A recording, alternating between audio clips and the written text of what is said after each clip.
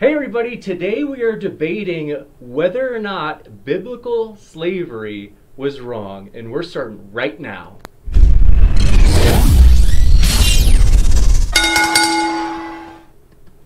Thank you for being here, everybody. We are excited for this undoubtedly controversial debate, but nonetheless, I'm confident that our two guests are going to be friendly and they're going to be civil, and so I think it's going to be a great debate. Are they going to disagree? Absolutely. Maybe it'll be a little heated, but like I said, people disagree, they debate, and then afterwards they're like, hey, we're friends, like, let's not worry about it. So, with that, I'm going to quick mention just a couple of things. So, I know that a lot of you guys have been super supportive. I can't acknowledge that enough, and I want to say thank you so much. And a lot of you guys have supported us in all these different ways, both in terms of like advice for tech stuff, advice for software stuff, people saying, hey, I'll debate, and some of you sometimes even find your own opponent, it helps me a lot because it's hard sometimes to find, especially on those things. So I just want to say thank you so much for everybody's help. We're excited about where the channel is going as we strive to produce a nonpartisan platform. And on this nonpartisan platform, one thing that we're very excited about is an upcoming debate. It's on God's existence, and it's between Mike Jones, the man behind Inspiring Philosophy, as well as Tom Jump. Both of these people have been on before, and we've definitely appreciated that they've been on before. They've been really good friends of the show, so we hope you tune in for that on Wednesday, February 27th. With that, we will now jump into today's debate. Want to let you know, both of the speakers have their links down in the description. Even if you don't agree with them, even if you're like, oh my gosh, that praise I am that I am, it's just going around YouTube, just raking trouble, raising a ruckus. You know what? If you go to his channel or Jared's channel, and you might say the same thing about Jared, causing a ruckus, he's been here causing ruckuses before, I think you'll learn to like him. You'll say, hey, you know what? They're growing on me. But even if you come out of it and you're still like, no, they didn't grow on me, you can at least hear their arguments straight from them. And there's no more charitable way of hearing their arguments rather than compared to a summary. Let's say you get the most robust, strong case by hearing it straight from them at their channel. So highly encourage you to check their links out below. And with that, I'm going to first introduce Praise I Am That I Am, who is on your left, and he's answering no today. He does not think that biblical slavery is wrong. And Praise I Am That I Am, we're stoked you're here. If you want to share what you've been up to at your channel, we would love to hear it, and thanks for coming on the show. Firstly, I want to thank Modern Day Debate and my opponent. My page was founded to quash the propaganda and disinformation that is maliciously propagated by the opposition to Christianity. Or you can put it simply, just apologetics. That's all I'm up to in my page. You bet. Or my channel. We're glad you're here, and that sounds like exciting stuff. So thanks for coming on. And Jared, a longtime friend of the show. So Praise I Am That I Am, if you're new here, this is his first time on, and Jared's been on a number of times. He's been a supportive and positive guy, and we appreciate that. But I know that Praise I Am That I Am has debate experience on other channels. So yeah. Jared, very glad to have you here. If you want to share what you've been up to, we want to say thanks for coming on. Well, thanks for having me, and thanks for my debate opponent for being here, because you can't have a debate without a good opponent. And I'm pretty much doing what I'm always doing, writing software during the day and neglecting my poor YouTube channel at night. But if you YouTube search, or all of my debates I've done so far have been on James's channel, so I've done 4 or 5 of them now. And feel free to check those out. And in the meantime, yeah, that's what I'm doing. You bet. So thanks for coming on, guys, and thanks for those of you out in the audience. We're glad you're here. If this is your first time, feel free to hit that subscribe button, join the community. We are looking for a diverse community. The last thing we want is an echo chamber where it's just a bunch of Christians, let's say, because I happen to be a Christian, but as a moderator, I try to completely be as fair as possible to both sides. and we don't even put out like Christian videos. If we ever put out a video with a Christian speaking, it's got an atheist challenging them in the video. So we want to keep it as balanced as possible. And with that, we don't want it to just be Christians or just be atheists. We want an eclectic group. So no matter what position you take or a lack of position, whatever, we're glad you're here. Thanks for coming by. So with that, we will start the debate. Each debater will have 10 minutes just for their opening. Then we move into open discussion. I think most people prefer that open discussion style, so I think that'll be a lot of fun. We are going to have Praise I Am That I Am start first. And if I understood right, the debaters, that was what you guys agreed? Yes. Okay. Yes. Excellent. Thank you. Just wanted to be sure. Just wanted to be certain. So I am starting up the clock, and I will start the clock on your first word. So I should say setting up the clock is what I'm doing, and then I'll start the clock on your first word. Ready when you are. To start off, the title of this debate can be misleading and appear that I, as a Christian, concede the Bible advocates chattel slavery, which nothing could be further from the truth. Obviously, from my standpoint, the Bible only sanctions a type of debt servitude, or slavery if you want to call it that. However, my opponent will probably invoke chattel slavery as being immoral in the Bible. Consequently, for him to argue chattel slavery is immoral, he must meet several criteria for this type of slavery to even be possible in the Bible. Firstly, he must demonstrate ethically the Mosaic socio-economic system is tantamount to the socio-economic system that was part of the antebellum South or Egyptian slavery, because they are the standard of chattel slavery ethically. Secondly, my opponent must, and I repeat, must provide a substantial exegesis that can be supported. Thirdly, my opponent must provide a lexiconical and grammatical basis for chattel slavery.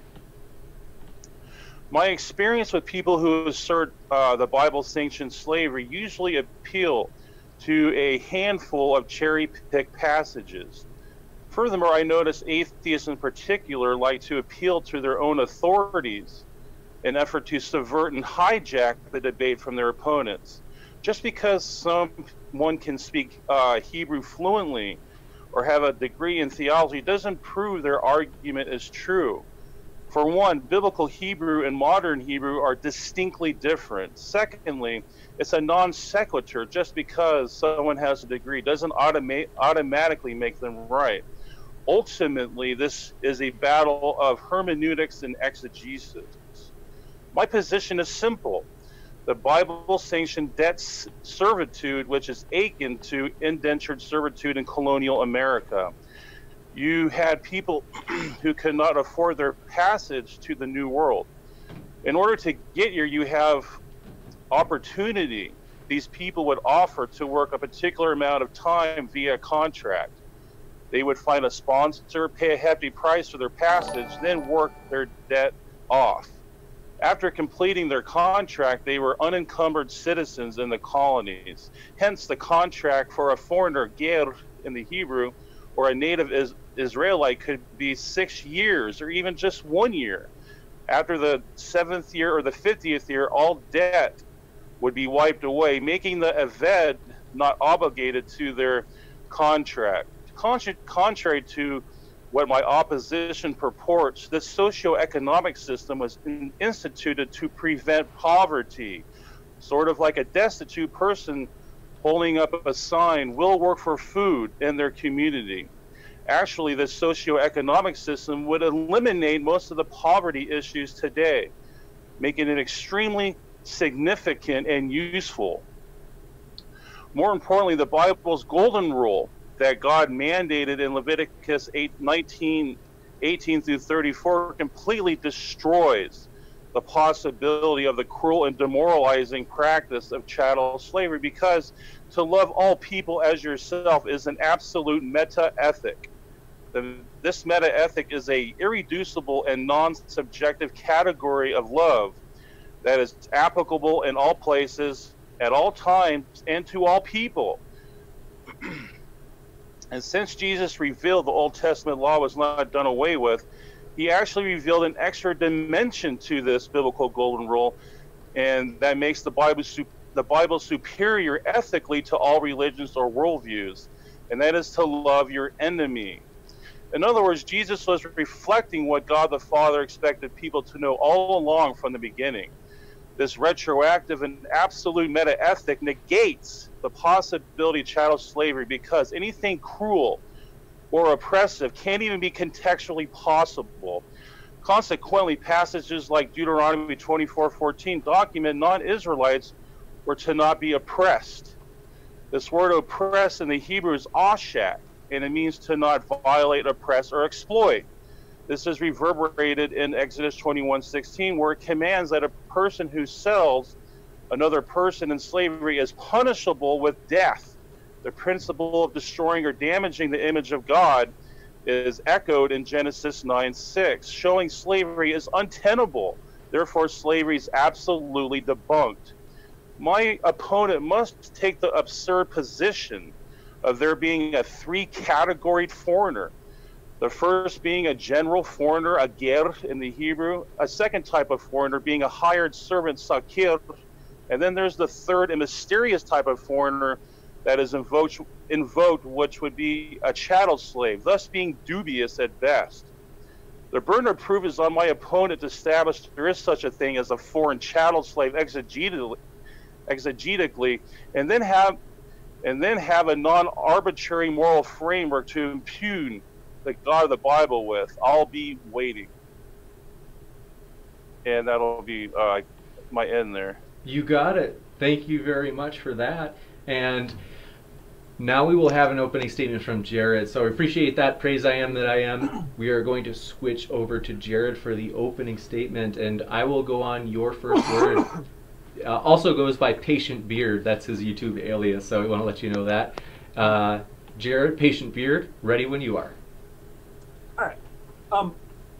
The first kind of slavery that the Bible I would like to talk about is the indentured servitude. The Bible had a lot of laws that applied to their indentured servants. They had a lot of protections for their indentured servants. There's a lot of problems with the way the Bible does the indentured servitude.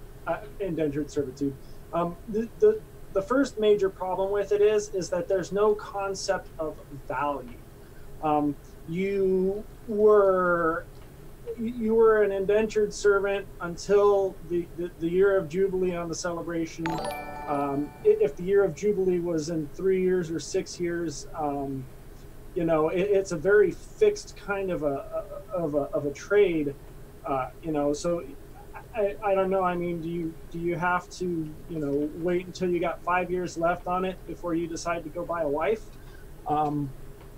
So it's got a lot of value issues when it comes to trying to compare what you're trading or what you're selling or the debt you're working off. It was just always up until the year of Jubilee, whatever that happened to be. The next big problem with the indentured servitude was that it was very easy to exploit. And there is even an exploit written directly into the law at the beginning of Exodus 21, which allows you to give your indentured servant a wife that you get to own. And then if your indentured servant gives the wife that you own, gives his wife that you own children, you also get to own those children. So when the year of Jubilee comes around, he has the option to leave without his wife and his children, or he can claim that he loves his master and have an awl drilled through his ear and be marked as a slave permanently. So it's a very easy to exploit system. I don't know if I mentioned that it only applied to the Hebrew males. It did not apply to women, and it did not apply to foreigners. This was strictly something that you could do as a Hebrew male. If you were poor, you could sell yourself. If you had a debt that was insurmountable, you could arrange this method of paying it off. If you needed a ham sandwich and you were starving to death, you could get a ham sandwich, for 5 to 7 years of indentured servitude. So there's a lot of basic problems with just the indentured servitude that we start with. The next method of the next slavery that was rampant in ancient Israel was the was the chattel slavery of women. All women were the property of their fathers to be sold off as wives, slaves, and concubines. This is further written into the law that demonstrates that rape was a property crime. If you raped an unmarried woman who didn't have a husband, you were required to then purchase her from her father for 50 shekels. If you raped a married woman, it was a property crime against the man, and he had the he generally had the option to take you to the edge of town and have you stoned for it. It was treated very much like a property crime because women were very much just property. So women, they couldn't become indentured servants. They weren't, they wouldn't be let go at the end of their indentured servant, year of Jubilee, because they weren't Hebrew males. They didn't qualify for that. So women were just straight up chattel slaves. That's what it was like in Israel. If you were a man, you went and looked for, a woman you could buy to make your wife or your sex slave or your concubine or whatever you wanted. That's pretty much what marriage was in Israel. It was a man and as many wives, slaves, and concubines as he could afford. And another problem was that, Israelite men, they could divorce the women for a variety of reasons, but the woman had no recourse. She couldn't divorce the man. So, I mean, she was property. She had nothing to do, nowhere to go, and no recourse, and no protection. So women were very much chattel slaves in Israel, and there are a lot of verses that support this. Furthermore, the Israelites really liked to bring back war captives. They really liked to bring back the virgin war captives and sell them off as wives and sex slaves, like they did with the Midianites, and there's a couple other examples in the Bible. But that was what they did. They invaded foreign lands, brought the people back, sold them off into slavery. So I mean, it's none of it is moral, and none of it is good.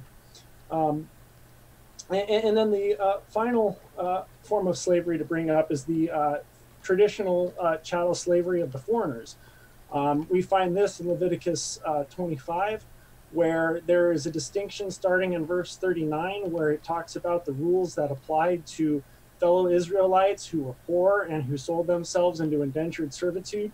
And then in verse 44 to 46, it switches over to giving us the rules and laws regarding the chattel slaves that you purchased from the heathens around you.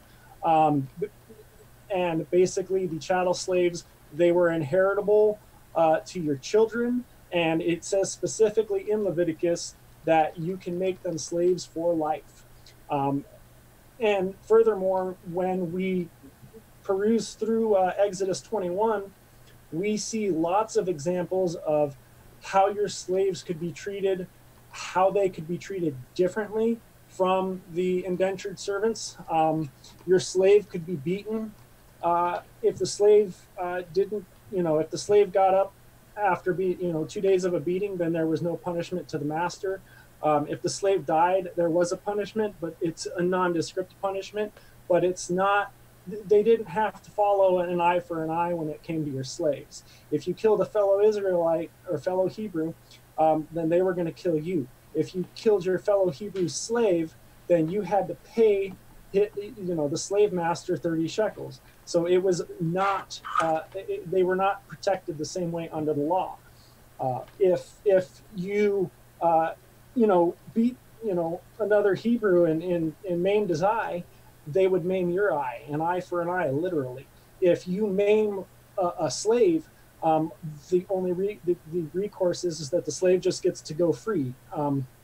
So I mean, I suppose that's a good thing, but it's the only good thing I could find.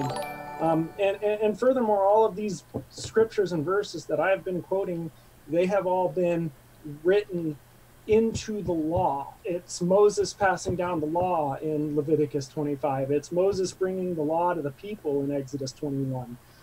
These are all not just verses describing things, culturally acceptable at the time. This was God's divine law being passed down to the people, and he couldn't be more clear about it. He pretty much allowed it. He allowed it. He regulated it, and regulating it is a form of condemnation. So he pretty much condoned slavery. He condoned the mistreatment of those slaves because he wrote things into the law. He wrote into the law, the exploitability of your indentured servants. So we have all kinds of examples of these different kinds of slavery. Treatment of the slaves in all of these different conditions was pretty horrible. I have scriptures I can quote, but I think I've made my general case for the opening. You got it. Ooh, excuse me. Thank you very much, Jarrett. And we will now move into open discussion. So this is where the speakers, of course, will just be engaging each other based on their opening statements. I obviously contend his exegesis of Scripture. I mean, he put a barrage of passages he mentioned, but I'd like to address, one by one. Okay, let's, for example, you mentioned that women were treated as chattel. Do you know what passage you're referring to? There's several passages that I could refer to. At the beginning of Exodus 21, you have down 2 through 6 says that if you buy a Hebrew servant, he will serve you for 6 years, and the 7th he will go free. If he comes alone, he leaves alone. If he comes with a wife, she goes with him. It says if his master gives him a wife and she bears him sons or daughters, the woman and her children shall belong to her master, and only the man shall go free. So this right there is a demonstration that women were treated as chattel slaves. They were not let free. They were not let go in that year of Jubilee. Are you saying this God he sanctioned this in his own people, or are you saying these are foreigners? Exodus 21 says these are the laws you are to set before them, and it's the regulation. Number 2 starts out, if you buy a Hebrew servant.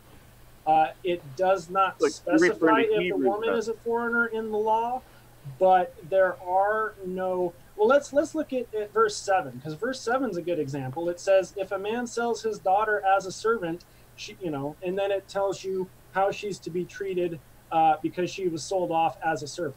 So, I mean, that right there is just pretty straightforward that men, right. I'm going to address that. And can sell them off and do so.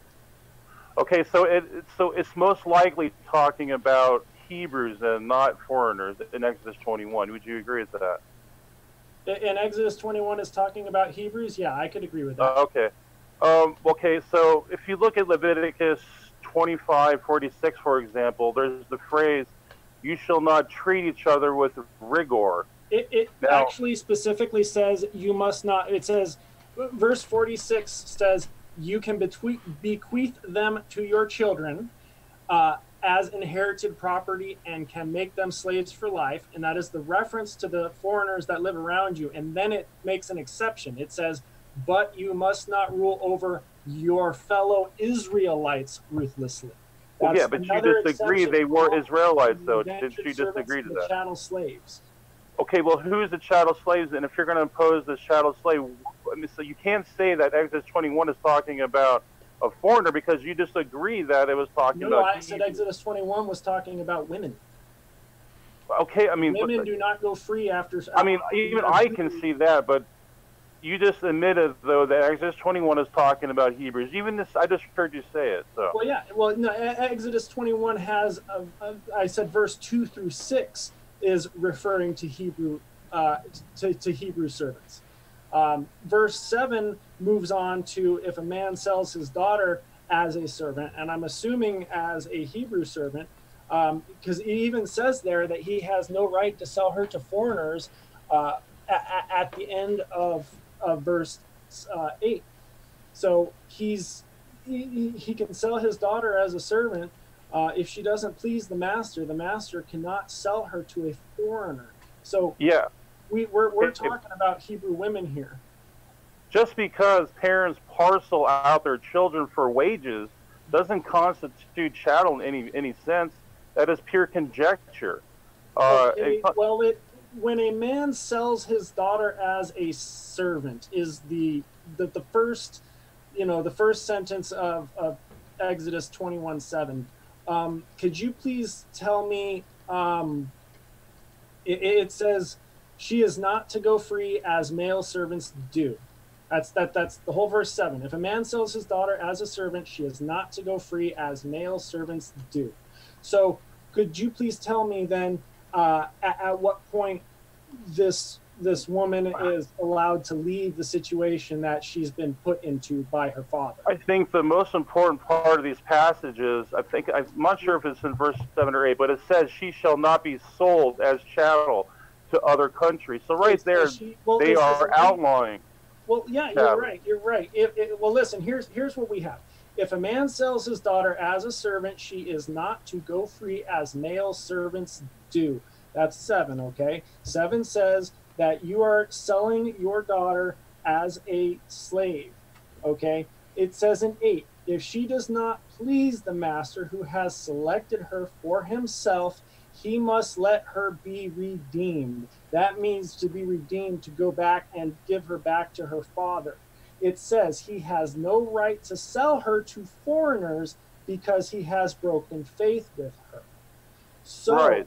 You're talking about a verse that very clearly says that women are to be sold off. They don't get to go free. If she does not please the person who bought her, then she can be sent back to her father for a refund. So, yeah, but the point is she cannot be sold. You just heard it in verse 8. You said it yourself that she cannot be sold. And she selling cannot be sold to a foreigner. Right, but no, actually Exodus 21:16 says you cannot sell anyone. It doesn't matter if it's anyone. The word man is 21 is a verse about kidnapping. Anyone who kidnaps someone is to be put to death, whether the victim has been sold or is still in the kidnapper's possession. So what they're saying is if you kidnap someone, you get to be put to death, regardless whether or not you're keeping the victim, selling the victim into slavery. There you go. Selling that is chattel slavery. It does not matter what you're doing with the victim, though. You are to be stoned. If you kidnap somebody and put them in your own personal sex dungeon, that qualifies as something that. Yeah, but that's pure conjecture, though. I mean. What do you mean it's pure conjecture? It just says... There's nothing in the passage, though, that says that she was mistreated by anyone or that she was treated as property. What do you... I'm sorry, repeat that?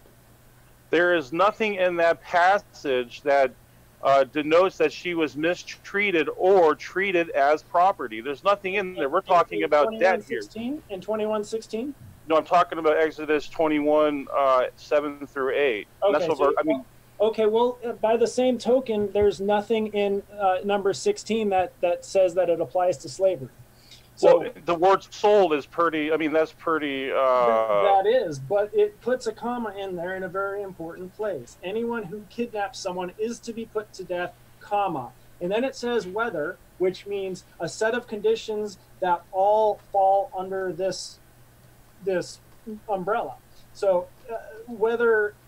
the victim A, the victim B, the victim C, the victim D, you're still put to death for kidnapping somebody. It has or selling. It's a double. If you have a problem with slavery, it actually makes sense to include that at the end of the chapter or at the end of the verse. But it's not telling them that not to kidnap, or it's not telling people not to enslave people. It's not saying don't own other people as property. It just says. But still, that's the key word there. But also, I want to address how absurd this type of interpretation is, because these dealings were among their own people in their own tribe. These tribes were composed of many tents in their own area. So if you're gonna, how can chattel slavery even be relevant here? Because they're not being sent off to other countries or anything. Because women were chattel slaves. If a man sells his daughter, but where's your justification of that claim, though? Exodus 21 verse 7. If a man sells his daughter as a servant, she is not to go free as male servants do. That's sitting there telling you that your male servants go free on Jubilee, your female servants do not.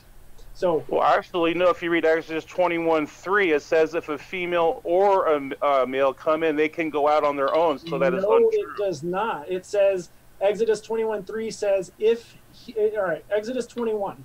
21:2 and 3 and 4. Okay, if you buy a Hebrew servant, he is to serve you for 6 years. But in the 7th year, he shall go free without paying anything. Verse 3. If he comes alone, he is to go free alone. But if he has a wife, when he comes, she is to go with him. There you go. She can exit out. It doesn't say that your female servants go free. It says that. What is a wife? I mean, what else can you? But also, well, no. Verse number the word 4. he there. I want to address this word he. It's actually could go either way because it's ish. In the Hebrew, it doesn't denote a sex. It can go he or she. It denotes a sex in verse 7 when it says, "If a man sells his daughter as a servant, she is not to go free as male servants do." That verse clearly denotes a sex. But there could be like provisional reasons why that is happening to protect the females. Where are those provisional reasons written down in the law? For example, Ruth in Ruth chapter 4, she is acquired as property. If you want to, I think it says the word right there, Ruth 4. I think it's between 7 and 8. She's acquired. She's actually a foreign debt servant. So, and you're going to tell me that Ruth was mistreated or treated as chattel? That's ridiculous. Okay. I'm not super familiar with Ruth. Was Ruth owned by somebody?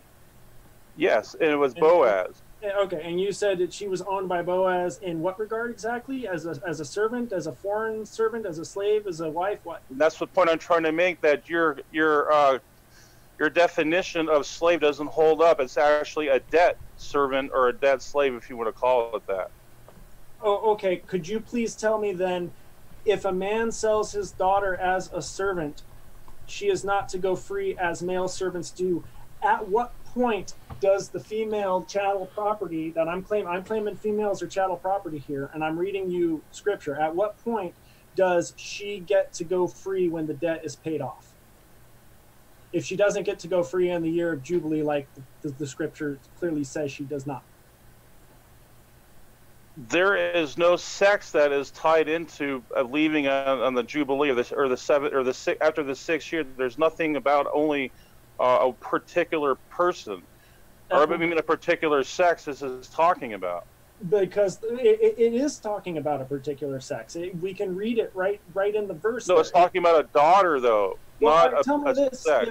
If a master gives his indentured servant a wife, why doesn't his wife go free on Jubilee so she can go with her husband?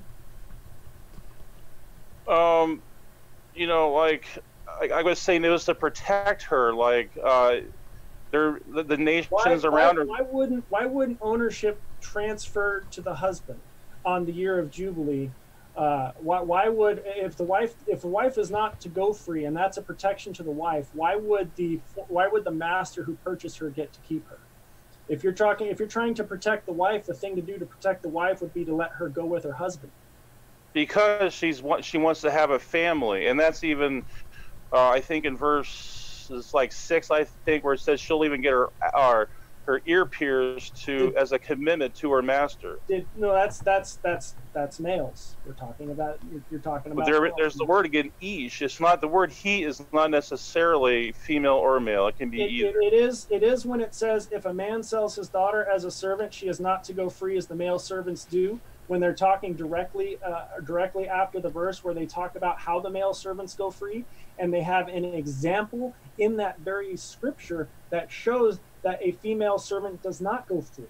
They have an example there. That's how you exploit your indentured servitude and convert him into an indentured servant for life, is by taking your chattel slave that's a woman and convincing him. That's conjecture, though. I mean, there's nothing you can substantiate that point, though. That's what? You have nothing to substantiate that point, though. Yes, and I've shown you. I have Exodus 21, 2 through 7. That exactly substantiates. No, because even in verse 8, you agree that she cannot be sold as chattel to foreign countries. She cannot be sold. Why would she be sold to her own people as chattel? Because her even when God says you cannot treat them with rigor. A chattel slave does not have the option to leave, and a chattel slave does not have a debt that can be paid off that allows them to leave. And the Bible is very clear on this matter, that women do not get to go free as the men do. It does not say woman, it says a daughter there. So you don't understand the context of that particular scripture. Oh, okay. So if you sell your daughter as a servant, does she have a choice other than to serve her master? Yes, because Deuteronomy 23, I think 13 through 14 says you can leave. She can actually leave her master and come back. Deuteronomy what? 20. It's like 23. Check 14 through 15 in that range. 14 through 15.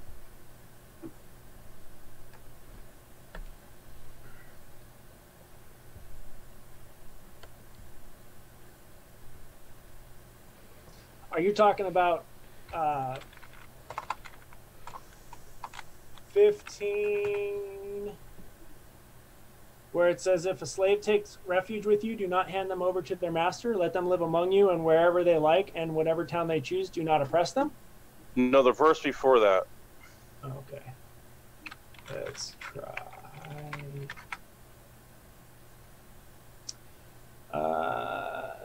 Designate a place outside the camp where you can go relieve yourself as part of your dig it, for the Lord moves about your camp, protect you from your enemies. Your camp must be holy. You sure that's...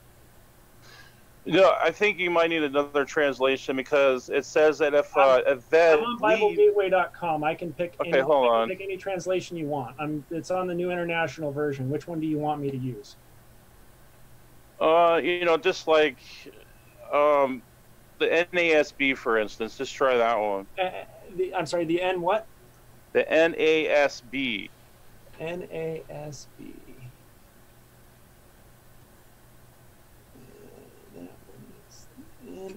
The New American Standard Bible. Yes. Okay, and which verse are we? Do you want me to read Deuteronomy 23:14? Yes. Okay, that's 23:12 to 23:14 addresses the. Oh, I'm sorry. No. I'm sorry. It's 15 through 16. Okay, that was the one I was reading you. You shall not hand over a slave, hand over to his master a slave who has escaped from his master to you. There you go. Okay. So what? Well, it shows that she can leave. Yeah, but that says if you, that's kind of like, saying, if you're a slave in the South and you escape to the North, congratulations, the law's on your side now. Wrong. That's wrong, because if an escaped slave in the antebellum South, they would be punished. There's nothing in these verses that talks about punishment. Oh, I never said anything that talked about. Well, you just compared it to antebellum slavery. I compared it to your scripture says, you shall not hand over a slave who has escaped from his master to right. So if a slave in the South escaped to the North, you shall not hand him back to his slave master in the South. So they are to be punished in the antebellum South. How does that demonstrate that slavery was not happening? That because demonstrates she had freedom. She had autonomy. She can go when she wanted to. This isn't even addressing women. This doesn't even address a gender. How do you know the word servant, aved? There's nothing that's talking about male there. The aved can be, it's both male and female. Well, you're right. It could be. But when I look at scriptures in the law that specifically target genders, like I said, I keep coming back to Exodus 21:7 because it specifically targets a gender. Yeah, I mean, but you have no justification for that. I'm showing you even verse 8. It shows that she cannot be sold, and not be sold to a foreigner. She has the right to be redeemed to her father. When her father retakes possession of her, he can resell her. It's not like she just gets to go free if she doesn't please her master. Right. Okay. But okay. Let's say if LeBron James is sold to another team, does that mean chattel slavery? That the word "sold" is a legal term. It's a financial term. She's a financial object. She is not a social or object. Right. That's exactly how the Bible paints it. I agree with you there. I'm not understanding here though. So like. Oh, I'm showing, but I'm trying to show you that you have a subjective interpretation here, just because that well, I have a subjective interpretation because your God chose to be vague when He gave His people the law. God could come down and He could say, "Hey, do not steal, do not kill." He didn't say, "Hey, do not own others as property." He came along and said, "Well, actually, He did though in the Ten Commandments. You can own them for 7 years if they owe you money." The women, you can own the women for as long as you like, and if you need some good old field slaves, you want to get those from the foreigners. That's what God said in the law when He passed the law down to His people through Moses. Right, but actually the Ten Commandments does outlaw that, though. Why was your what? Actually, it does outlaw any type of slavery in the Ten Commandments, and you shall not covet. The word covet is universal. There's no possibility, no wiggle room on that. Covet means I want something. No, that's not true. In the Hebrew, it's very distinct. And I have this in my video. Okay, you can check out my channel. What is the definition of covet that we're going to be using going forward? Because Google tells me a yearn to possess or have something. So what is your definition of covet? To impose or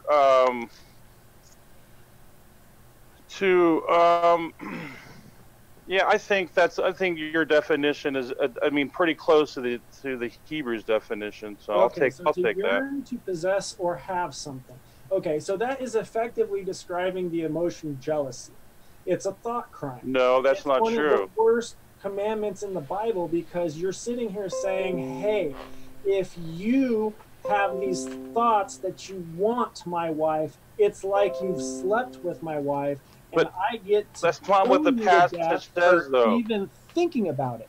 It says, you shall not covet your neighbor's wife, his male or female servant, aved, right there. Yes, it says you, that means you do not, it tells you that when you see your neighbor's servant, you should not be jealous of your neighbor's servant. You should not want your neighbor's servant. And the thing is it's a horrible thought crime. But if people are treated as possessions, though, there's no context for that, because it's outlawing right here, showing that God does not want people to be treated as possessions.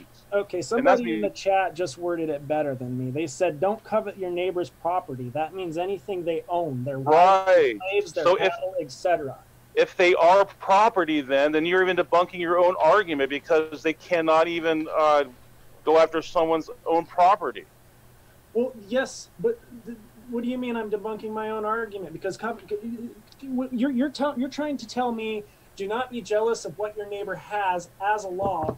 How does telling people not to be jealous of what their neighbors have? It's more than jealousy. In fact, I cover this in my video. I wish you would please check it out. This Hebrew word is very comprehensive. You need to be able to put it into bite-sized chunks for a debate, because go watch my video never works, and it's just a sign that you don't have a response. No, but I'm showing you though that if chattel is contextually possible here, it can't, because that it's right here showing that these people are they can't be treated as possessions. So right there outlaws people being treated as possessions. They are being treated as possession. They can't though, because God is outlawing that. When you covet something, you are even yourself. You can't even covet that. Listen, when you covet something, you have a desire to own that thing. Okay, if you covet your neighbor's sports car, you want a sports car. But it's not even other people though. That's if you covet your that's a straw man argument. You want a wife. You cannot even covet your own aved, which means chattel. Right there debunks your own argument. You don't even see what I'm trying to say. I apparently don't, because you're not using. Because to even have chattel slavery, you have to covet your aved. I'm sorry. Repeat that. Okay. For chattel slavery to be possible, you have to covet your aved. That means you're treating them as possession. You're coveting why do you have to covet something to make them a slave? But that's the whole point. Maybe you covet money and somebody's paying you to make somebody else a slave for them. That has. For chattel slavery to be possible, they have to covet their own aved, or someone else's aved even. Which debunks your argument right there. But you're talking. The thing is coveting is an emotion. Okay, you're saying that has nothing to do with the Hebrew, though. That has nothing to do with it. That's a non sequitur. You're saying no. It says do not have this emotion to desire to want your. Do not which is coveting. Yes. Stuff. Okay. Do not be jealous of the stuff your neighbor has. Okay. Right. It doesn't really matter what you're coveting or what you're not coveting, because it's a thought crime. You're just saying being jealous of your neighbor's shit is a crime. That's no, it's saying you cannot even covet your own event. Hold on one second. Just cattle. Praise I am that I am. Let's just let Jared finish give him maybe like 30 seconds to wrap it up, and then we'll to carry out his argument, and then we'll come back to you. Okay, yeah, when you covet something, the Bible is sitting there saying, do not be jealous of what your neighbor has, okay? But the thing is you can go and buy your own slave without being jealous of what your neighbor has and still be following the law as it was written, okay? If you, I'll let you respond to that, and then I want to move on to Numbers, so go ahead and Yeah, I'd like to address some other passages you brought up, but my point is that if there is chattel slavery, as you claim, then this master would actually be coveting his own aved, which actually is against this commandment. What is that word you're using? Avez, A-V-E-Z? It's actually E-B-E-D, but it's aved in the Hebrew. E-V-E-D? And what is the English of that word? Servant. Okay, so why do you keep? So how is coveting a servant? How is coveting someone else's servant demonstrate God didn't want you? Not only someone else's servant, but your own servant, which it eliminates the possibility of chattel, because chattel slavery is inherently coveting. You're coveting someone and you're controlling them, and you're possessed on them. No, you're not coveting someone. Yes, it is. That's exactly what it means. Slave, you are not jealous of the slave. Okay. No, it means if your neighbor owns a slave and you want your neighbor owning a slave. Hold on a second. Controlling a slave. Hold on a second. Owning a slave is not coveting a slave, though. Owning a slave is way different than coveting a slave. Coveting means my neighbor has something I want. But that's what it entails. Praise. Let's just let him finish. Give him 30 seconds to carry the argument out, and then we'll definitely give you a response. All right. Let's move on. I think we're kind of hitting the wall. You can finish that point, Jared. Sorry, I didn't mean to make you guys move on. I think I've made the point a couple times now. My next thing I'd like to ask you, over here in Numbers chapter 31, we have a scripture starting around 13 through 23, where basically what we have here is the Midianites, the Israelites go out and they were instructed to kill all of the Midianites, and they spared the women. Moses even said to them, have you spared all the women? Behold, these caused the sons of Israel, blah, blah, to fall away and worship the wrong God. Moses then instructed him, he said, kill every male among the little ones, and kill every woman who has known a man intimately. It says, the girls who have not known a man intimately, spare for yourselves.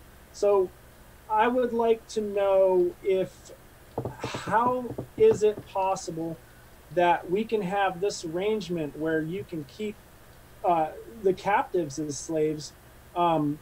Do they get to go free? It doesn't say that the captives get to go free at any point.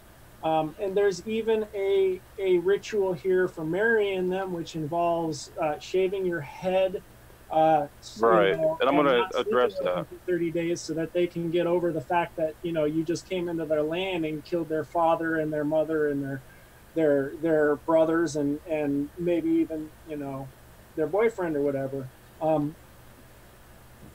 How do you justify any of this slavery going on, the enslavement of the foreign captives?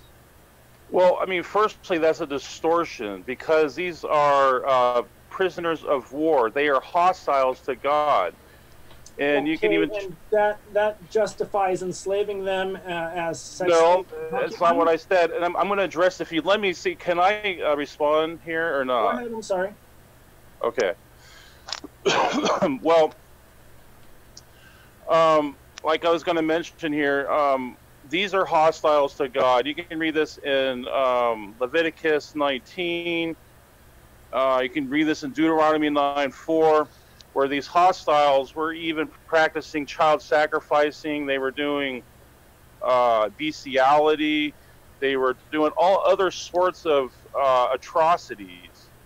And also, these women would be they're coming from actually sexual slavery in these ancient Near East cultures. They would be, they were into that type of mentality, and they would be treated they were actually misogynistic in the ancient Near East. So these women would be actually, the word bewail, they're actually in Leviticus 25. Hold on one second, let me get to the right verse here.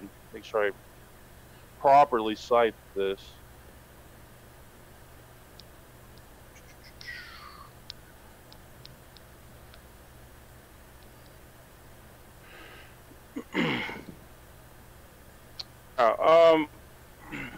The word bewailing actually means to denounce your own religion, and it means to have hostility towards your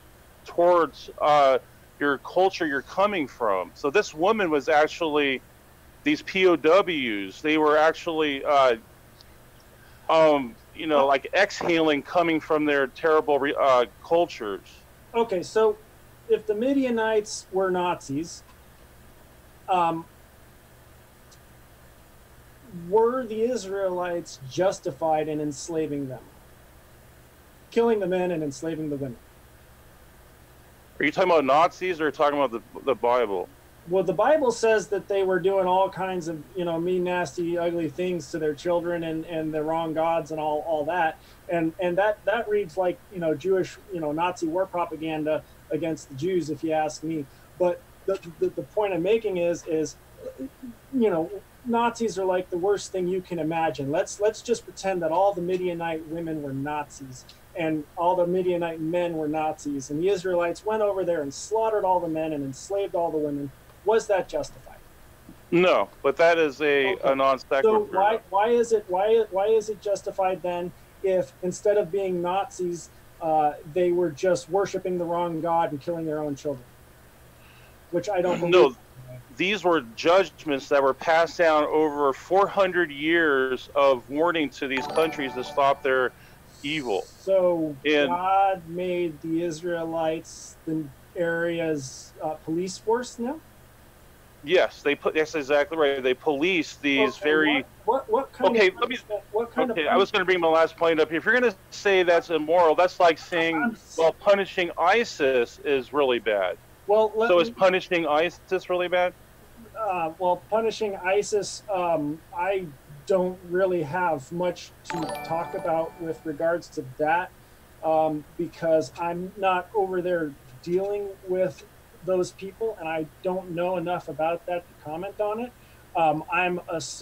The problem that we have here is that the Israelites are just going to war because God said so. No.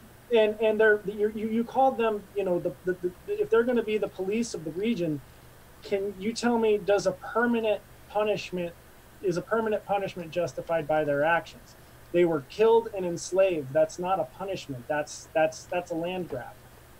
They were eliminated because they were so hostile that they had to be punished. I mean, they had it coming for 400 years of that stuff. When we come along and punish ISIS, we try to go in, we try to capture people that we can put on trial, and we try to get the guilty parties punished. And that's what we do when we try to go in and interfere with other people's foreign affairs. Can you please tell me why you think the Israelites were justified in slaughtering every single male and not slaughtering every single female? Because the Israelites would have been slaughtered. It's the kill or be killed mentality in that time. Well, yeah, and if you're invading other people. I mean, for you to say like, well, I mean, yeah, today we can actually use technology and hone in on the enemy there, but they didn't have like jets and helicopters, and these people were neighboring them. Okay, so it was either kill or be killed. Why was the punishment kill all the men and keep and all the women, except the virgins, and sell the virgins into slavery? Why was that the punishment if the Israelites are supposed to be the police force? Why, if this is supposed to be because they were doing a good thing against the violent people, as opposed to, because when the Bible says that they killed everyone and they kept the women for themselves and the land for themselves and split it all up, that leads me to believe that the campaign against the Midianites was nothing but a land grab. So why is that the punishment, that the women would go into slavery and but where's the word slavery? I don't see any word that. Where do you even get this? I mean, context of slavery yet? Because it talks about, let's see, the division of the booty. Blah blah blah. You and Eleazar. This is 26. Numbers 30. What was I in? 31, 26. It says, you and Eleazar the priest and the heads of the fathers' households of the congregation take account of the booty that was captured, both of man and of animal. Now, if we've already killed all of the males and we've already killed all of the women who have known a man, it very clearly means there's only going to be one kind of man stock left. No, they were just getting rid of the males because they were the biggest threat. It has nothing to do with why did rape they or need to kill the anything. women? Why did they need to kill the non-virgin women? Because they were trying to assimilate them into the Hebrew culture. But why did they The males? kill? Hey, ask yourself, who was warring? Was it the males or the females? I'm sorry, repeat the question. Ask yourself, who was warring, the males or the females? Well, typically the males, but I mean that's okay.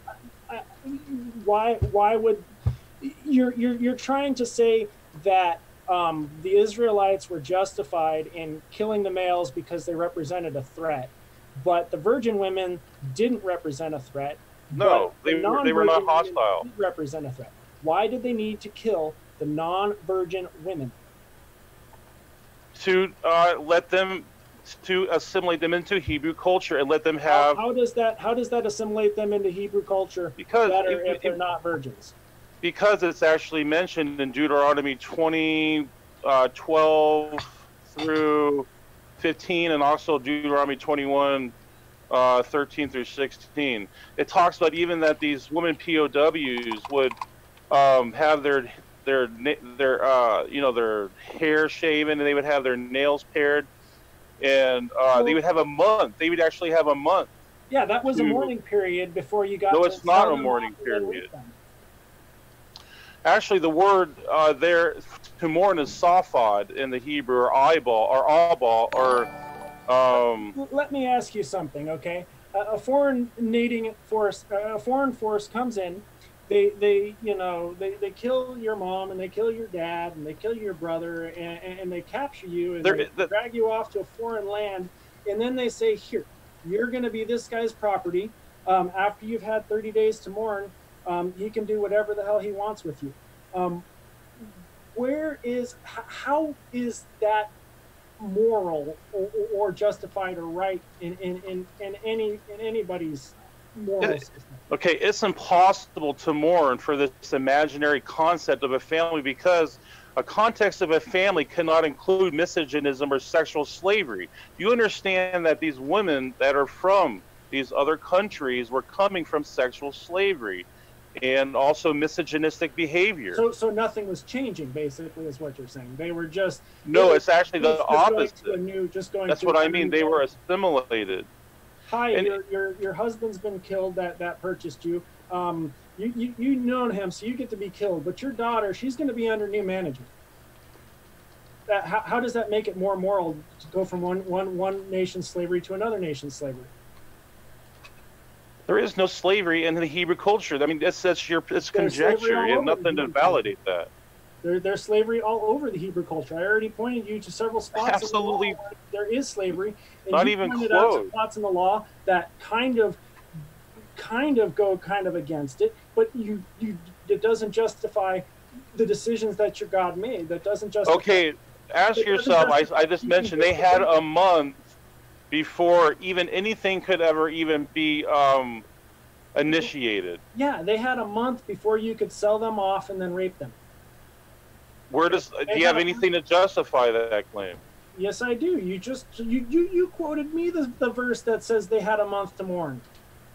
Not a mourn. I didn't say anything about a mourn. Actually, the word mourn is eyeball or abal. It's aka. It has nothing to do with mourning. It actually has to do with bewailing. And bewailing is actually defined in the dictionary to show great regret, disappointment, or bitterness over something. She's bitter over her own culture. Yeah, because her culture condones slavery. I don't blame her. Yeah, so what the hell would she be mourning then if she was doing that? Okay, explain to me, what is she mourning? They gave you 30 days to mourn the people that were killed in your country. What? Praise I am. I need you to praise I am. One sec, Jared. I promise I'll let you give a response. I need you to just, if you could, try to not use any profanity, even if it's the H word. And Jared, go ahead. I was cursing earlier too. My bad. I didn't even notice it. Well, you got a freebie on that one. Okay, go ahead, Jared. I didn't mean to cut you off. I apologize. They were given 30 days before they were sold off as sex slaves. Do you have any justification for that?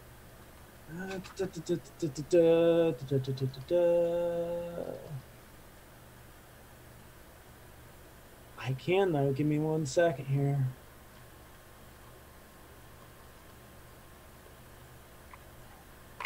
Okay. You had quoted, you said it was Deuteronomy 21, right? Yeah, and Deuteronomy 20. Yeah, it's 2 chapters that talk about women POWs. Well, what's the first one? It's like Deuteronomy, let's see here. Just a heads up. Sorry for that. Just 4 more minutes and then we'll go into Q&A. Go ahead. Okay. Sorry, Praise. All right, well then let's get this knocked out. Well, Deuteronomy 21 what? 12 through 16, and then Deuteronomy 10 through 14. 21, 12 through 16, and then Deuteronomy 10. Or yeah, it's Deuteronomy 12 through 16, and Deuteronomy 10 through 14. 10 through 14, those are chapters? And then Deuteronomy... No, like, it's Deuteronomy chapter... Yeah. Deuteronomy chapter 21, verses 10 through 14, and that's the first one. And the other one was Deuteronomy chapter 20, 12 through 16. Okay, that's what it was. 20.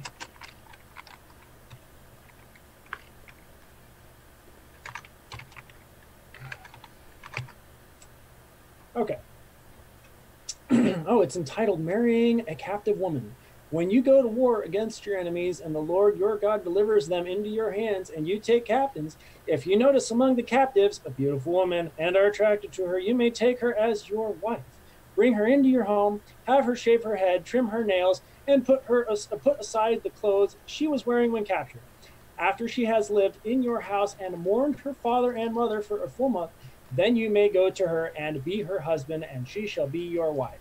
If you are not pleased with her, let her go wherever she wishes. You must not sell her or treat her as a slave, since you have dishonored her. So tell me, if you decide to marry this foreign captive, what options she has to leave you? She has no choice, because she would be that is the definition of isolated. No, she has no choice. And she has also, no choice, which makes it chattel slavery. When you own somebody and you can... No, that's not true. That isn't even... I'm going to debunk that anyway. In Leviticus, verse 11, it's in... Okay. I think Jared wasn't finished. Or just let... okay. I was. When sorry. Okay. They are chattel property. When you can tell them what they can and cannot do and make those kinds of decisions for them.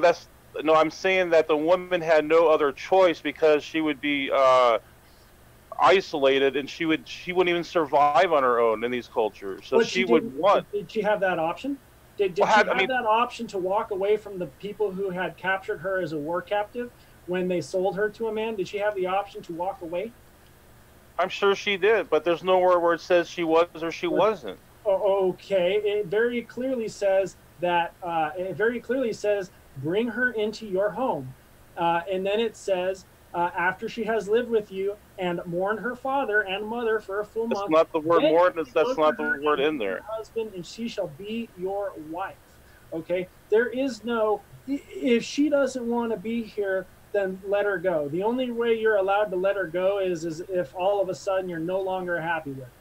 That's the only that's the only way she actually gets to walk, is if you let her go. So could you please tell me how that is not chattel slavery? Okay, I'm going to address this with Deuteronomy 20, 11. And actually, let's see here. The parsing of the word take in the LXX in verse 11 denotes consent, because the word lambano is in the subjunctive mood. Subjunctives are classified as third-class conditional sentences from the apoptosis, which denotes the mood of hope, or they both wanted to be together. Okay, this was conditional. So going back to the Hebrew, and let's stick to a language that our debaters, our audience is familiar with. That is we're talking about, the Hebrew manuscript. Which translation do you want me to use for that? Because you seem... It has nothing to do with the translation. Well, this has to do with the grammar of the manuscripts. Okay, what we're going to do is... And you seem to point out that, okay, it says, if they accept and open their gates, all the people in it shall be subject to forced labor and work for you. It uses the word forced labor, so it seemed to me like you didn't want to read that after you brought it up. I want to know where forced labor becomes voluntary. When forced labor is voluntary. Tell me that. And I address this because these are goy. These are hostiles of God. It's like saying, just let ISIS go into your own culture, because that's the moral thing to do. Of course, you have to quarantine these people. Well, no, you're right about that, but we're not going over to ISIS and capturing them. See, it was even worse. Hold on a second. We got to let Jared finish his point. We're not doing this on a grand citywide scale. You're once again enslaving an entire city and forcing them to work for you without regard to who they are or why they're being enslaved, which makes it blanket chattel slavery. You're just forcing them to do what you want. That's what chattel slavery is. Give me 1 sec. So, Praise, I know that you want to respond. respond to that? I know you really want to, but I know you got a response. You got to move into Q&A though, and so I hate to say it, just because we gave you the first word, Praise, you started out. I right. kind of think it's fair. We'll give Jared the last point there, and then I know, I'm sorry, forgive me, but we have to do this at some point where somebody doesn't get to respond. So what we'll do now is move into the Q&A. We totally appreciate everybody's questions. Thank you so much. We've got a lot, and they are really interesting. So I will first start out with the super chats. And by the way, if you're new here, just a quick spiel on the Q&A, like how we run it is basically super chats we'll kind of usher them to the front of the line. Thanks so much for your guys' super chats today. Totally appreciate it. Those are put at the front, and for Q&A, you can ask a question. If you just start with @moderndaydebate, we'll add it to the list. And if you do a super chat, you can make a comment towards one of the debaters, and so it doesn't have to be a question when it's a super chat. And with that, we will start with Mr. Cook Jr. Thanks so much for your super chat. Totally appreciate it. And he says slavery, and then colon, so kind of like as if he's defining it. So slavery, owning other people as property. And then he says, Praise, just because you deny something doesn't mean it's not true. You're like a child with fingers in ear. So he... Okay, so but he just gets that from the word, so, I mean, is he getting that from the word as, like, possession or whatever? I mean, how does he even come to that conclusion? Like, what does he base it on? This was the super chat, so I read you everything you I had. know, So. but, yeah. He's probably basing it on scripture. What scripture? I mean, that's what I want to know. One of the ones I presented. Yeah, okay. So we'll just, just so we don't go back into debate mode, I'm going to keep going, but thank you so much, Mr. Cook Jr. And next up, 0132-132, thanks so much for your super chat, and he said, just cuz. So thanks so much for your support, totally appreciate it, Zero. We're glad you're here, and it's your guys' support means a lot. We're working on working on our software, and that's coming soon, where we'll have something a little bit more dependable. As you've seen, sometimes we have the pictures swap and stuff like that. So Joshua Brister says, Mr. Atheist believes that modern day debate stacks the deck in Christians' favor. I officially challenge Mrs. Atheist to a debate one-on-one. Sorry for laughing at that. I just realized right now that he changed it to Mrs. I didn't realize it when I first read it. Thank you for your super chat, Josh. Totally appreciate it. Was that directed at somebody named Mr. Atheist, or was that directed at me as the Mr. Atheist of today's show? It was actually directed toward an YouTuber named Mr. Atheist, who Josh had a feud with in the past, and he's going after him. So thanks. Okay, fair enough. So thanks so much for your super chats, Ronald and Jim. Totally appreciate that. Just saw those and working our way there. So means a lot to have your guys' support.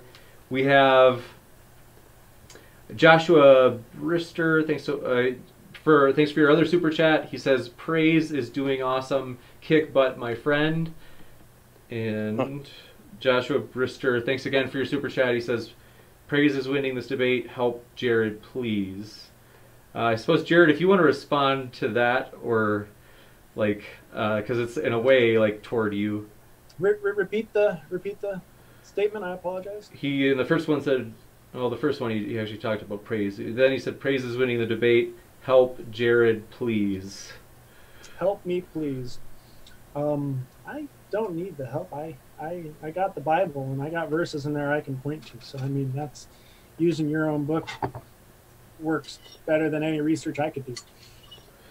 Then we have, let's see. So thanks for that, Josh. And Ronald Mendonca says, thanks so much for your super chat, Ronald. He says, you can define slavery any way you want, but owning another person is immoral, period.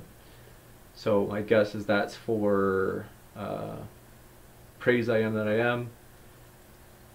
Sounds like a statement more than a question. Oh, it's fair, though. If it's a super chat, you can make a comment toward one of the debaters, or frankly, you can talk about your favorite hobby or something. Like, you can say whatever you want. So if you want to respond to that praise, you can.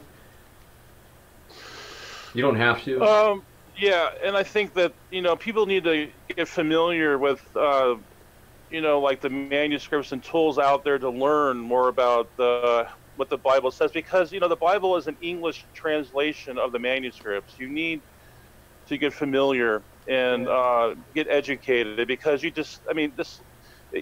ignorance can easily creep in, and, the word property, akuza, in the Hebrew is a broad generic term. There's nothing inherently foul about that word.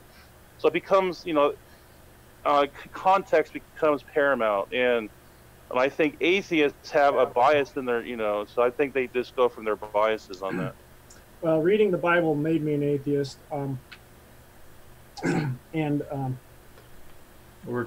hate to cut you off just because it's, next one is from Jim Majors. Thanks so much for your super chat, Jim Majors. Totally appreciate it. He says, Israelites were allowed the purchase of Ammonites, Moabites, Edomites, and Syrians. Why would God allow any of them to be bought? Yeah, and they would be bought for as in debt, and this was a debt. The socioeconomic system was based on debt, so people would not become poor. And there's nothing to do with chattel slavery or anything. And whatever anyone imposes into the text is a type of eisegesis. There's no justification for it. Gotcha. And Jim Majors, just thanks for your super chat. Totally appreciate it. He just fired another one in, and he said, 1 for praise, 2 for Jared. So, Jared, you got some support out there. And let's see. Not to imply that Jim's your only support.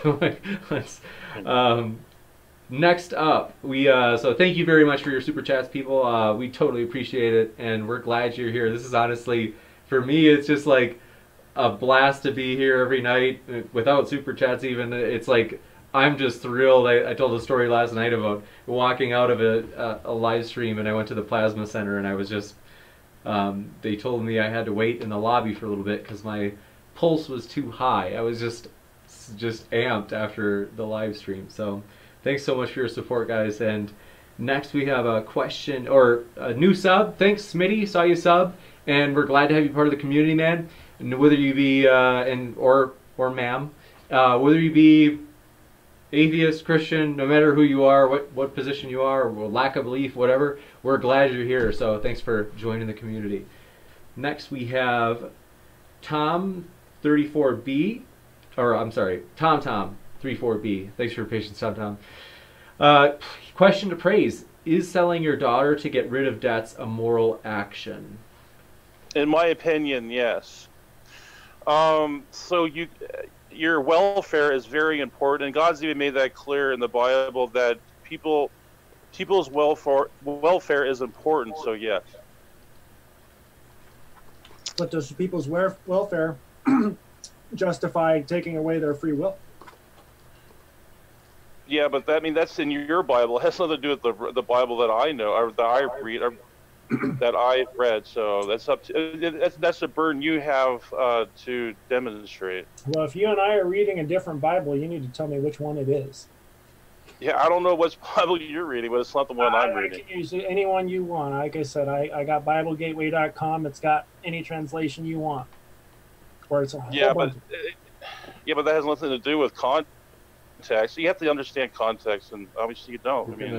Your God was vague and ambiguous. I don't mean to cut you guys off. Just so we don't get into debate mode, I'm trying to catch up on the questions. Yeah. So, next up, I think I have everybody's, so that I'm caught up with everybody's. We appreciate your guys' questions. Next is 0132132, who asks, is it wrong to kidnap someone and force them to work for you without pay, so long as you don't beat them to death and let them go after 7 years? Would that even be better? That is definitely immoral. And anything that's forced against someone's will is immoral. It doesn't matter if it's whatever reason it is, it's immoral. And God is a God of free will, and He created us with free will. So that's my answer to that. Gotcha. Thank you very much for that question. Totally appreciate it, and thank you for your answer, Praise, and for your past answers, Jared. So Brian Stevens, good to see you. Brian Stevens, did I know that you sent a super chat, Brian. I'm trying to remember. Did I for sure read it? I'm really sorry. I'm going to find it, I promise. Give me 1 second. But we're going to come back to that because I think I might have missed that. I'm sorry. It's like things are moving fast, but I promise, Brian, we're going to find it. So, Brian Stevens, one of his questions, though, was, would it be moral to take the wives of the members of ISIS as our slaves after we defeat them? Oh, is that to me or the guy? That's to you. Oh, okay. Yes, that would be immoral in my opinion.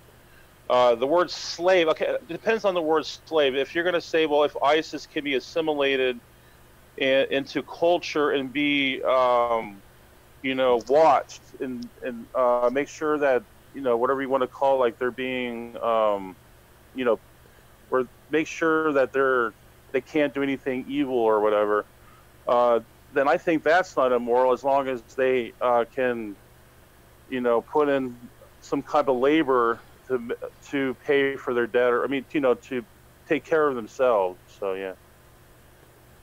You betcha. And next up, so thanks for that question, Brian Stevens. And Brian Stevens asks, oh, that's a copy and pasted it twice. CC Sleeper asks, question for Praise, to facilitate the integration of culture, should a nation reject entry to non-virgin immigrants? And I can read that one more time if it wasn't clear. Well, the problem is that non-virgins in the Hebrew culture were actually frowned upon. They were actually at a disadvantage because the Hebrew culture really promoted, chastity and being staying virgin, and actually ones that they become ruined and unfortunately, and would have to be widows and stuff. So I'm sorry, I get into the last part of that question. I'm sorry about that. No, that's all right. I kind of like stumbled when I asked it. I stuttered. So would it be moral to take the wives of the members of ISIS as our slaves after we defeat them? Yes, that would be immoral, yes. Gotcha. Thank you very much. And so thanks so much for your super chat, Derek Cloud. We appreciate it. This is fresh in, and he asks, should hot dogs be considered sandwiches? We will let both speakers tackle that one. Jared, it's like you've almost thought through this already. Sandwiches are their own classification of food. Hot dogs do not qualify.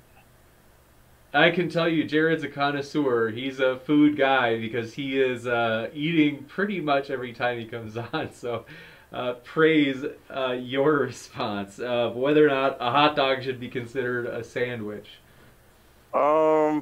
No. I think that the traditional meats like bologna, ham, and turkey, those constitute a sandwich.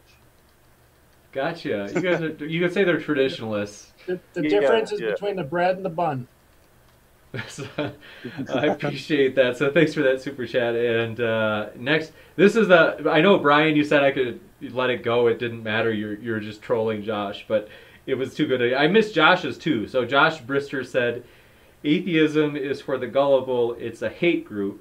So thanks for your super chat, to which Brian Stevens responded to and said, join the atheist hate group, with a big smiley face. So we appreciate your playful demeanor. And so, yes, we are just glad you guys are here. So it's always fun. And Jim Majors has a response. He, I shouldn't say to the last one. This is a brand new super chat. Thanks for your super chat, Jim Majors. He says, buy one virgin, Syrian, get 2 non-virgins for free. So a little bit of satire. And let's see, we've got Brian Stevens asks, would it be moral to take the wives of the members of... got that, sorry. That's embarrassing. Okay. Let's see. Mark Caesar.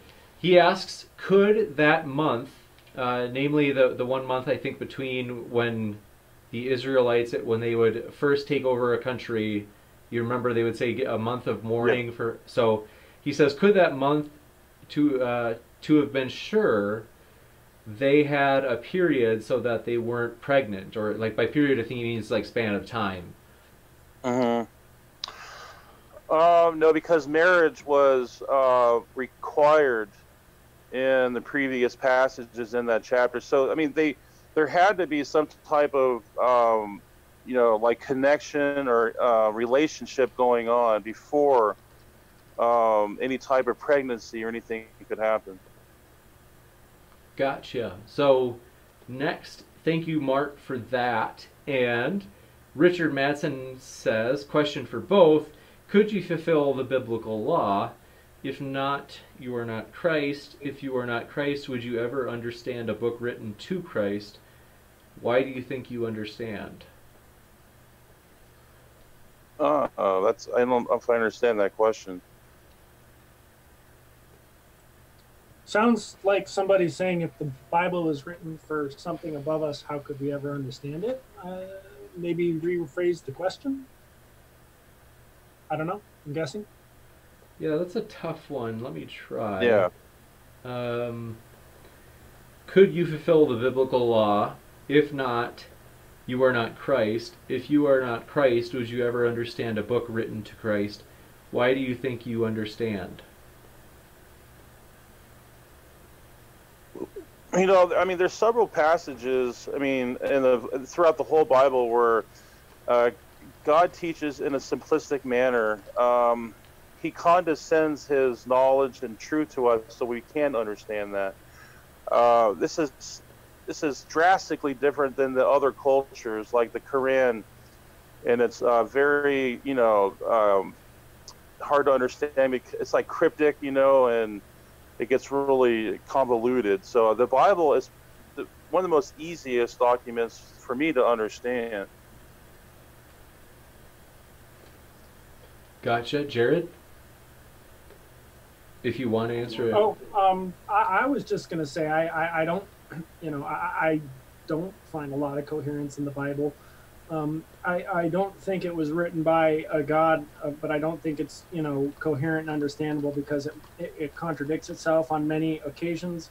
And God chose the absolute worst way to preserve his word, which was to have people write down copies of it and write down copies of it that could be changed and altered.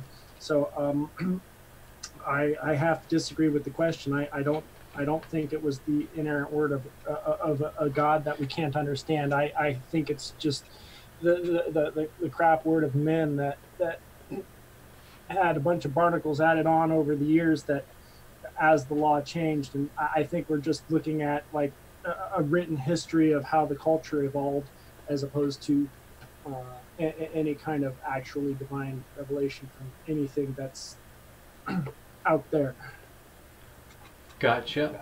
And we are actually, forgive me, I'm not going to get to all the questions, and I'm sorry about that. It's just that we've gone to our normal hour and a half time.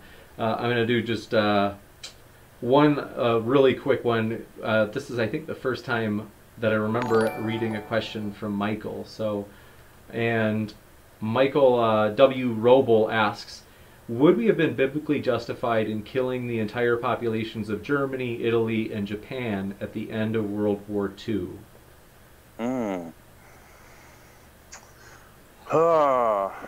That's a great question.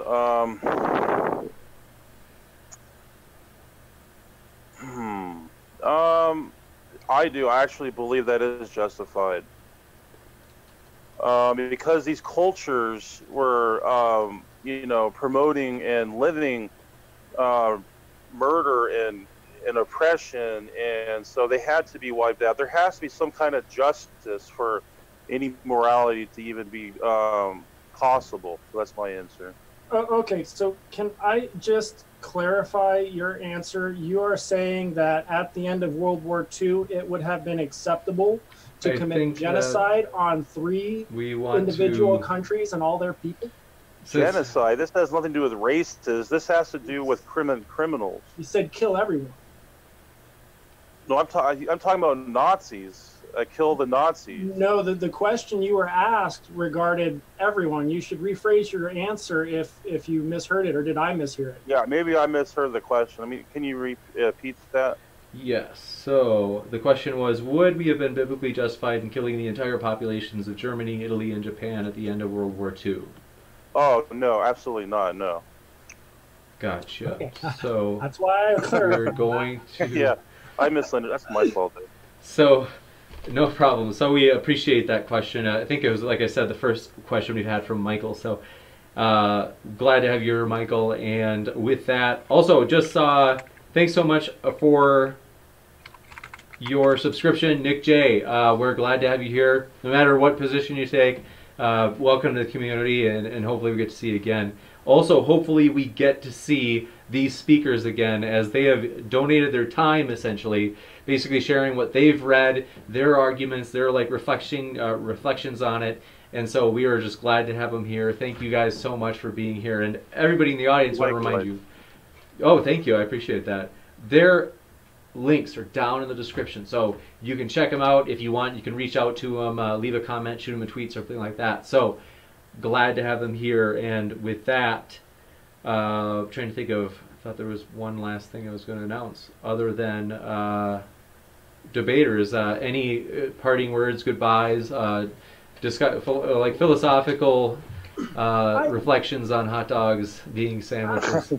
I had just kind of one question just to let our audience ponder. And that is, if you were a woman 2,500 years ago, would you want to live under the rules as they are laid out in the Bible? And I'll leave people to answer that question on their own time. Thank you, Jared. And praise? I mean, I had a closing. If I could, am I allowed to do it, or is that coming after, or no? Or I didn't know, but if you guys would like to do them, we can do them. Like maybe pithy. I'd like to give a closing, if that's all right. Yes, and Jared, the same would be open to you. So Okay. sorry, I didn't do a great job of organizing the format. That's all right. I'll say a few words. Oh yeah, that's fine. Fair game. So yeah, go ahead, praise, and hopefully short and pithy. Yeah. In closing, my opponents and I miserably failed to meet the required criteria of chattel slavery because there is not one substantiated case where God sanctions slavery in the Bible. Hopefully, my opponent and all others that believe the Bible promotes slavery will change their bigoted biases about the Bible. I feel the devil has blinded their mind from understanding the awesome love God has for them. He also expects people to practice this absolute and irreducible form of love mentioned all the way back in Leviticus 19, because it makes the world a better place. Jesus proved this extremely high standard of love at the cross, because he even gave himself up for his enemies. My hope is atheists and all other non-believers discover and be part of this truly awesome love. Gotcha. Thank you very much, praise. And the same offer is open to you, Jared. Yeah, I just kind of wanted to point out that we have lots of examples of slavery in the Bible. We have examples of indentured servitude that was very easy to exploit. It had exploits written into it in the law. It didn't have a very good concept of value. It was always measured in years of servitude that were very arbitrary. We had women. Women were pretty much the property of their fathers to be sold off as wives, slaves, and concubines. Not only are there parts of the law that specifically say that the women don't go free like their Hebrew male counterparts, but also we can see it in other parts of the law. Like, for example, rape was treated as a property crime both if you raped a virgin, you were forced to buy her, you broke it, you bought it rule. It was if you raped a married woman, it was treated as an offense against the husband, and he had the option to stone you. And the Israelites were very keen on taking chattel slaves of the female variety when it came with regards to their war captives. They tended to kill all the males and just keep the women. It kind of makes sense. Women are less likely to be violent and a little bit more, submissive, so they could be more easily controlled than the males could. So it makes sense to kill all the men. Killing all the women who had known a man only makes sense if the only stock you're interested in is female sex slaves. That's pretty much what the Israelites did on many occasions. And then, of course, there was the regular chattel slavery written into the law, which allowed you to buy foreign males, will them to your children, and it was in the law. And I have pointed to various scriptures that demonstrate all three of these things. The best response I got out of my opponent was a couple of scriptures that could kind of contradict it. A vague scripture about not returning a slave that escaped, so a couple of other vague things. But that just begs the question, if an all-knowing being was writing this book, why did he write it so confusing to begin with? Why could he tell us not to eat shellfish and not just ban the practice outright? That's what makes me severely question the law, is that or question God, is that it's so ambiguous, and it when you look at the culture at the time, it was acceptable. So it just looks like we're watching the Israelites' culture evolve in the ancient past, as opposed to actually getting divine revelation from God. So I would say that my opponent has failed to adequately debunk that chattel slavery actually is in the Bible, because I've showed many scriptures on it. The scriptures he quoted did not adequately, counteract what I had,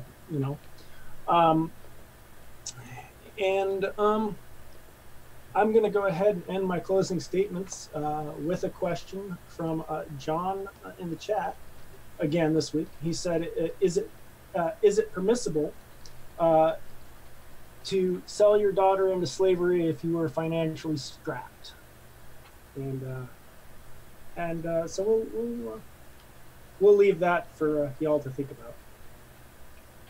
So we are glad that you have come here today. If you're new here, feel free to hit that subscribe button to hopefully see these gentlemen come back in the future, as we always enjoy having them here. And with that, just want to remind you, keep sifting out the reasonable from the unreasonable, everybody. Have a good night.